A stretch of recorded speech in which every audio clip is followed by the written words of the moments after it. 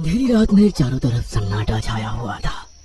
सुनाई दे रही थी तो सिर्फ कुत्तों और झिंगुरों की आवाज।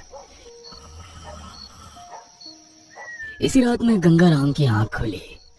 रात में प्यास लगना बड़ी दुविधा है। अब इंसान अपना गर्म बिस्तर छोड़कर उठे और गंगाराम अभी अपनी बात पूरी भी नहीं कर पाया था कि उसने देखा कि सामने उसका बेटा खड़ा हुआ है। अरे मोहन, तू इतनी रात में मेरे कमरे में क्यों खड़ा है? आपको आखिरी बार पानी पिलाने आया हूँ। आखिरी बार? तू पागल हो गया है?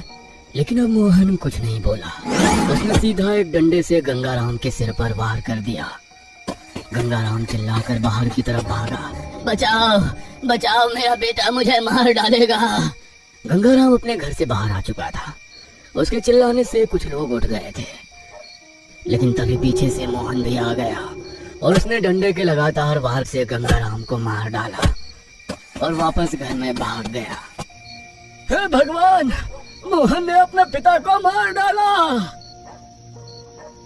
भीड़ लग गई। मोहन फिर से बाहर आया, लेकिन अब उसके हाव भाव बदले हुए थे। भीड़ ने उसे पकड़ लिया और फौरन पुलिस को बुलाया। मैंने अपने पिता को नहीं मारा, वो कोई और था, वो कोई और था। मैंने अपनी आंखों से देखा है तुम्हें अपने बाप का कत्ल करते हुए। इंस्पेक्टर साहब, इसे ले जाइए। मोहन को पुलिस पकड़ कर ले गई, लेकिन उसकी चीखें अब भी लोगों के कानों में गूंज रही थी। मैंने अपने पिता को नहीं मारा, वो कोई और था। लोगों के मन में डर समा गया था। ये कैसा समय आ गया था जब बेटा बाप का गला काट रहा था और फिर कह रहा था कि उसने कुछ किया ही नहीं। इसी बीच गांव में एक नया लड़का आया, राजीव। वो अपने पुश्तैनी घर और जमीन के सिलसिले में गांव लौटा था। ये गांव तो मेरी बचपन की यादों से बिल्कुल अलग हो गया है। इतनी अजीब बेचैनी क्यों है यहाँ? अरे राजीव, तू यहाँ कैसे? पंकज, अरे गांव में क्या कर रहा है भाई? आते ही देखा कि पुलिस मोहन को पकड़ कर ले जा रही थी। अजीब बात है भाई, मोहन ने अपने बाप को मार डाला और कह रहा है कि वो निर्दोष है। ये क्या कह रहा है तू? ये कोई साधारण हत्या नहीं है राजीव, कुछ अजीब हो रहा है इस गांव में, कुछ बहुत भयानक। फिलहाल मैं अपने घर जा रहा हूँ, कल मिलते हैं। राजीव के मन में घबराहट थी, लेकिन वो अभी सबको महज सहयोग समझ रहा था। अगली रात आई। लोग मोहन के करतूत से डरे हुए थे और जल्दी जल्दी अपने घरों में चले गए थे। लेकिन राम प्रसाद के घर में कुछ अजीब चल रहा था। इतनी रात हो गई लीलावती, अब सो जा लीलावती। हाँ, अब सोने का ही समय आ गया है हमेशा के लिए। राम प्रसाद को लगा कि उसकी पत्नी नींद में बड़बड़ा रही है। उसने कुछ कहने के लिए मुंह खोला ही था कि लीलावती अचानक उठकर बैठ गई। उसकी आंखें काली हो चुकी थी और चेहरा अजीब लग रहा था। लीलावती, ये क्या हो रहा है तुम्हें? तुझे सोने की जल्दी है ना, तो ले, हमेशा के लिए सो जा। ये कहते ही उसने पास रखा तकिया का कवर निकाला और बिजली की तेजी से उसे राम प्रसाद के गले में डाल दिया। राम प्रसाद चीखना चाहता था, लेकिन लीलावती की पकड़ इतनी मजबूत थी कि आवाज नहीं निकल पाई।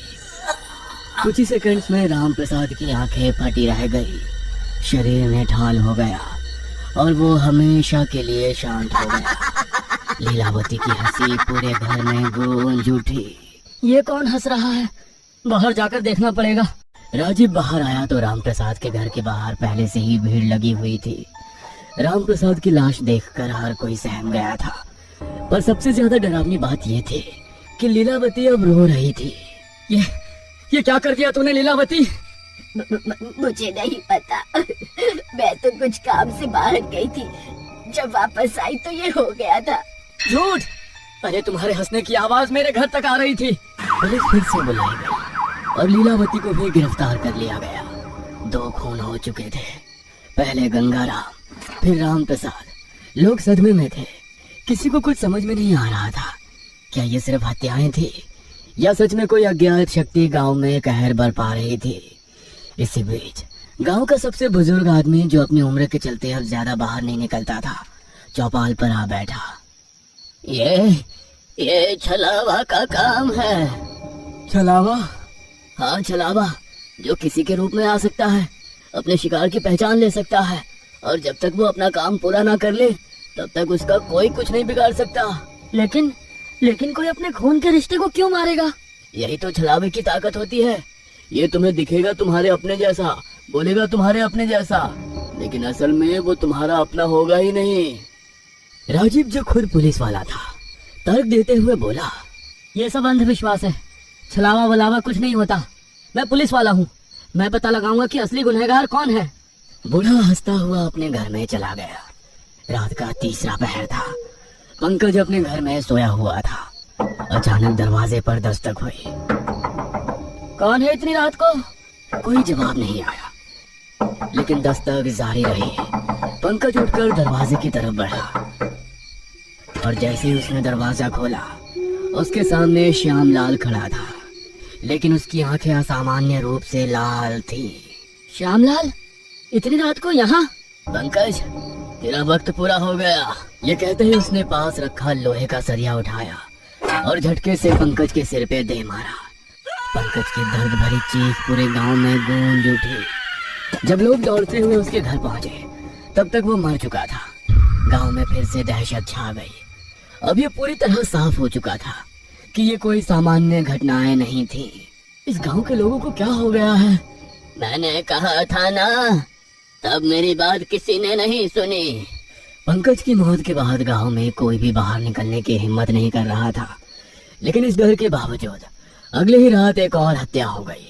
प्रीतम अपने घर में आराम से चारपाई पर लेटा था। उसकी बेटी संगीता रसोई में कुछ काम कर रही थी। संगीता बेटा, जरा पानी ला दे, बड़ी प्यास लगी है। लेकिन संगीता कुछ नहीं बोली। उसने अचानक पास रखी रसोई की चाकू उठाई और सीधे प्रीतम की छाती में भोंक दी। अरे अरे, ये क्या कर रही है संगीता? अब कोई प्यासा नहीं रहेगा बाबा। प्रीतम की आंखें धीरे धीरे ठंडी पड़ गई और संगीता वहीं मुस्कुरा रही थी। जब गांव वालों को ये खबर मिली तो हर कोई कांप गया। अब किसी को कोई संदेह नहीं रहा कि गांव में वाकई छलावा आ चुका था। यह छलावा का ही काम है, पक्का। हे भगवान, ये इस गांव को किसकी नजर लग गई है? अब तक 4 हत्याएं हो चुकी थी। गंगाराम, राम प्रसाद, पंकज और प्रीतम। गांव वाले अब खुले में चलने से भी डरने लगे थे। कौन कब किसका रूप बदल ले और किसे मार डाले, कोई नहीं जानता था। इसी समय गांव में रहने वाले सबसे चतुर आदमी चंदन ने सबको इकट्ठा किया। मैंने कुछ नोटिस किया है। क्या? छलावा कभी एक पैटर्न में नहीं मारता, वो रेंडमली लोगों को मारता है। लेकिन यहाँ एक पैटर्न है। क्या मतलब? ध्यान से देखो, जिन जिन लोगों की हत्या हुई है, ये सब एक दूसरे से जुड़े थे। कैसे जुड़े थे? ये सब जमीन की खरीद फरोख्त में शामिल थे और अगला नंबर मेरे पिता का है, क्योंकि वो इन्हीं के साथ थे। मेरी बारी? अगर ऐसा है तो मतलब छलावा तुम्हारा रूप लेकर आएगा। हाँ, हमें तैयार रहना होगा। गांव में अब हर कोई दहशत में था। रात हो चुकी थी, लेकिन इस बार चंदन के घर कोई नहीं आया। उसकी सांसें तेज चल रही थी। वो पूरी रात जागता रहा, पर कोई भी हमला नहीं हुआ। सुबह हुई तो राजीव उससे मिलने आया। चंदन, रात तो शांति से निकल गई, लगता है छलावा भी डर गया है तुझसे। चंदन ने गहरी नजरों से उसकी ओर देखा। फिर अचानक बिना कुछ कहे उसने पास रखा चाकू उठाया और झटके से राजीव के पेट में भोंक दिया। चंदन, ये तूने क्या किया? ओ, ओ, ओ। राजीव लड़खड़ाते हुए जमीन पर गिर पड़ा। उसका शरीर झटकों से कांप रहा था। लोग दौड़ते हुए वहां पहुंचे। चंदन, तुझे क्या हो गया है? अरे तूने राजीव को क्यों मार दिया? हमने तो सोचा था कि तू इस छलावे से बच जाएगा, पर तू तो खुद ही हत्यारा बन गया। लेकिन तभी राजीव का शरीर अचानक अजीब तरीके से मरोड़ खाने लगा और वो छलावे में बदल गया। हे भगवान, ये क्या हो रहा है? तभी सबका ध्यान अचानक गांव की दूसरी तरफ गया। वहां असल राजीव खड़ा था। उसका चेहरा सफेद पड़ चुका था। वो भागने की कोशिश करता है, लेकिन गांव वालों ने उसे पकड़ लिया। मुझे पहले ही तुझ पर शक हो गया था राजीव। पहले जिन जिन लोगों को छलावे ने मारा था, वो सब जमीन के सौदागर थे और तुझे भी इसी जमीन के सौदा में दिलचस्पी थी। मैंने समझ लिया था कि ये कोई सहयोग नहीं हो सकता। बोल, आखिर ये सब तूने क्यों किया? जिस जमीन को मैं बेचने आया था वो असल में मेरी थी ही नहीं। क्या क्या मतलब? ये सब लोग गंगाराम, राम प्रसाद, पंकज, प्रीतम, इन सब ने मिलकर मेरे बाप से जबरदस्ती वो जमीन छीन ली थी। और जब मेरा बाप कुछ नहीं कर पाया तो उसने खुद को फांसी लगा ली। मैं अपने बाप की मौत का बदला लेना चाहता था। तभी मुझे पता चला कि इस गांव के पास छलावे का वास है। तूने छलावे को वश में कर लिया? हाँ, मैं एक तांत्रिक से मिला जिसने मुझे छलावे को वश में करने का एक तरीका बताया। मैंने उसकी मदद ली और फिर छलावे को उन लोगों के खिलाफ इस्तेमाल किया जिन्होंने मेरे पिता को आत्महत्या करने के लिए मजबूर किया था। अब सब कुछ साफ हो चुका था। बहुत हो गया तेरा नाटक राजीव, अब तो सारी जिंदगी सलाखों के पीछे रहेगा। राजीव को पुलिस के हवाले कर दिया गया। जिन निर्दोष लोगों को जेल हुई थी उन्हें बचा लिया गया और गांव में पहली बार कई हफ्तों के बाद एक सुकून भरी रात आई। अगर ये कहानी आपके रोंगटे खड़े कर गई हो तो ऐसी और खौफनाक कहानियों के लिए चैनल को सब्सक्राइब जरूर करें।